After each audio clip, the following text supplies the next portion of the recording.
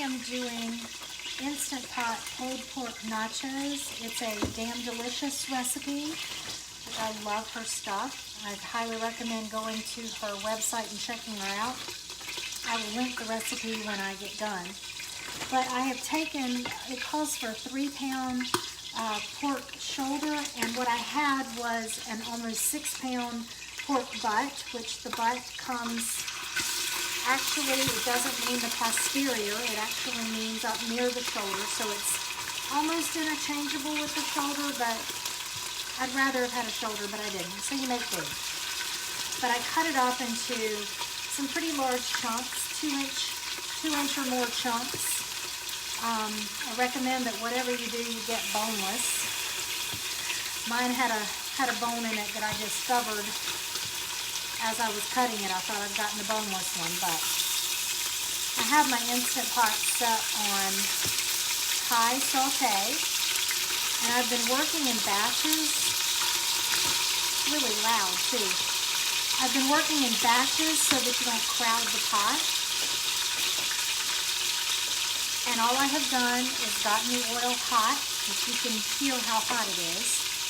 And I put in my chunks into about a tablespoon of canola oil. And I'm sprinkling just a little bit of salt and pepper on top of it to season it as it browns. But all we're doing is trying to get a good brown on the outside. Take about 3 or 4 minutes per batch. Here's one that I did before. You see it's just got some color all around. I would compare it to when you're doing a roast in the crock pot, putting it on the stove top first to brown it on all sides before you put it in and put the liquid to it. Same concept. It's going to amp up the flavor and give it lots of good places for the spices to grab hold on all of this good crust on the outside of it.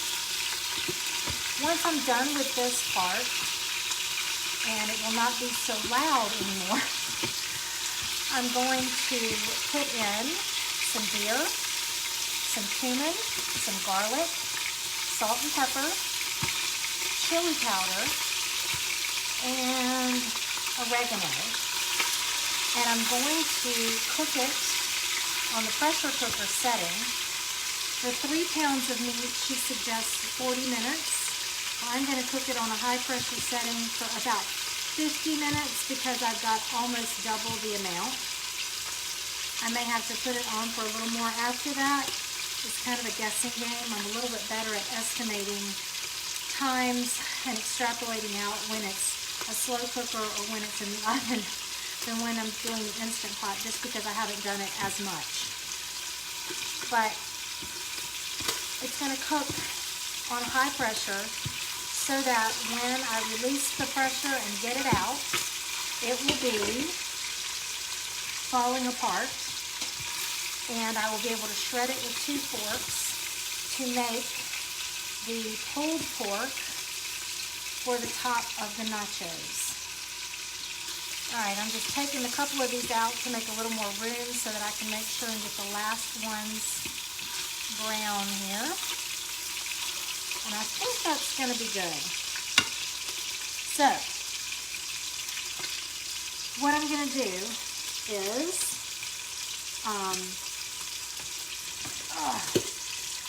going to have to change it over to the pressure cooker setting. And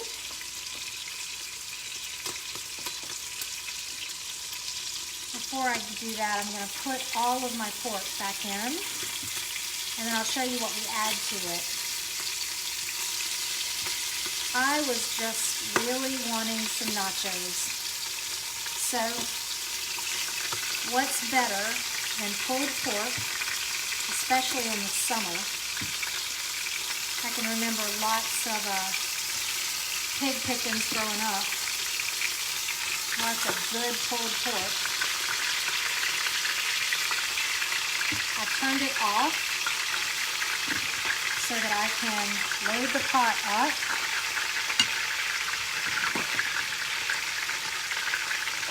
And I am watching my fill level here because it is a lot of meat. And I don't want to overfill my pressure cooker. I'm betting that we will have plenty of pulled pork left over for pulled pork sandwiches or something else fun after we eat all of our nachos, after I get my nacho fix. You can hear it still talking to me. All right. I'm going to add in, to wipe up a little bit of this oil that I spilled as I was putting things in and out of the pot. All right, now I'm going to add in beer, which it calls for a Pilsner or a lager, and they happen to have some Our Daily Pills in great value when I went in there today, so that's what I got. But actually, Corona beer would work great because it is a light style Pilsner lager, kind of a hybrid. So I am going to just add the beer first. I'm adding my liquid first.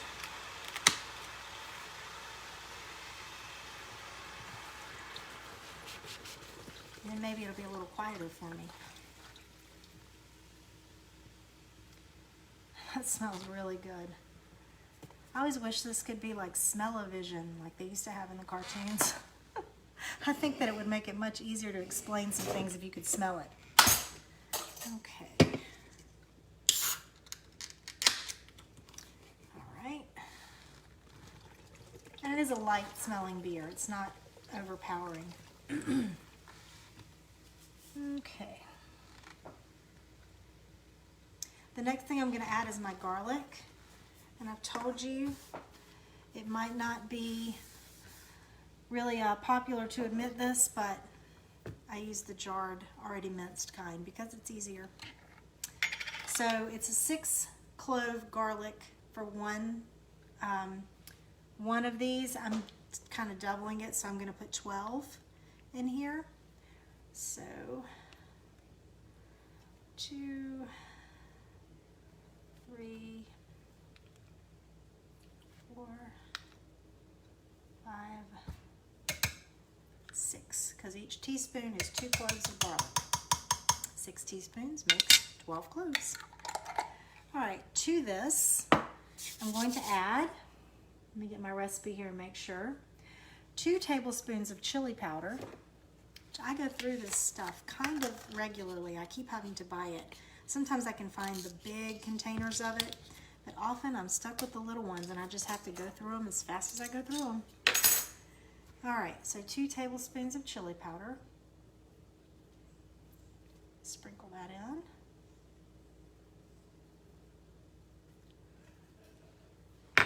And it's not going to bother me if I put a little extra chili powder in there because I love it. All right. I need 4 teaspoons of dried oregano. So, 1, 2, 3, 4. And 3 teaspoons of ground cumin. Now, obviously, I'm telling you the doubled amounts, so it would actually be 1 tablespoon of chili powder, 6 cloves of garlic, 1.5 teaspoons ground cumin, and 2 teaspoons of oregano, but I'm doubling it, so 1, 2, 3. Now it says salt and pepper, and I have already salted it and peppered it with every time that I made a batch in here. So what I'm going to do is call that good for now. Generally speaking, I like to hold off on the salt and not put as much as it calls for, and then figure out what it's tasting like as it's getting done, and then season it additionally if I need to. You can always add more. It's very difficult to take out. And I am a little sensitive to salt. You do you. If you love this stuff, I don't know that your doctor would recommend it, but you do what you think will taste good to you. All right, I'm just mixing it around a little bit to make sure the stuff's not just lying dry on top. Although, quite honestly, by the time it finishes with this pressure cooking cycle, it's probably not going to make that big of a difference. Okay, now, since I don't do it all the time, I'm going to double check myself here while I'm doing it. But all I'm going to do is put it on the manual setting so that I can set how the pressure goes. I'm going to have high pressure, and like I said, she says 40 minutes. Since I've got more in there, I'm going to add 10 more minutes and see what happens. I may have to put the lid back on and build some more pressure back up and do it some more. Nobody's dying over it. Not fatal. We just keep going until it gets done. Okay. So, here I'm going to do it.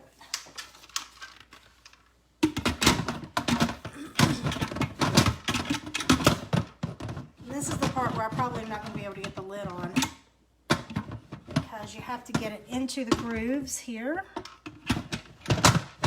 And even though it works for me when I'm just here in my kitchen, anytime you turn the camera on, it doesn't work anymore. There it is. I knew that thing belonged somewhere, front or back. Okay. Now, I'm going to make sure that it is on the correct setting. And this is where being short is not in my favor here. All right. Here it is. All right. Building up the pressure. So I gotta make sure it stays on that part. Okay. All right. What I'm gonna do is I'm gonna hit pressure cook. And it comes up on the high pressure for 45 minutes. And I'm just going to add 5 more minutes to it. And then I'm going to wait for it to realize that I'm done doing anything, and it should engage and start. When I get done with this in 50 minutes, I'll take it out. And what I'll probably do is release the pressure. I'm going to pull it out here so it won't be right under the cabinets. I will release the pressure manually. Quick release, which is a trip if you've never done it. And then what I'll do is let it cool for a second, take the pork out and shred it with 2 forks. And all we're gonna do is lay down some tortilla chips in a pan that I'm gonna lightly grease, or maybe put some parchment paper down, I haven't decided yet. And we're going to put that pulled pork on top, as well as some cheese that I'm gonna grate, which is gonna be some sharp cheddar and some pepper jack cheeses. I like a mix with my nachos. And I'm going to put them in the oven at a pretty high temperature for just really not that long enough for everything to heat up together and the cheese to melt, and I'm going to take it out. And then I'm going to have pico de gallo, guacamole, plain avocado, black olives, sour cream, all available for people to put on their portion, whatever they would like. That's how we do it in our family. We make it where everybody can fix it the way they want it. I think the recipe on the website actually calls to put the pico de gallo on with the cheese and the meat. I think that feels like it would be a little soggy while it's cooking, so I'm just going to do it where everybody can choose what to put on it. But that's it. I'm just going to let this hang out here, and I'll do another video to show you how I release the pressure and what we do to the pork after that and how we get it all put together. That's all. Thanks.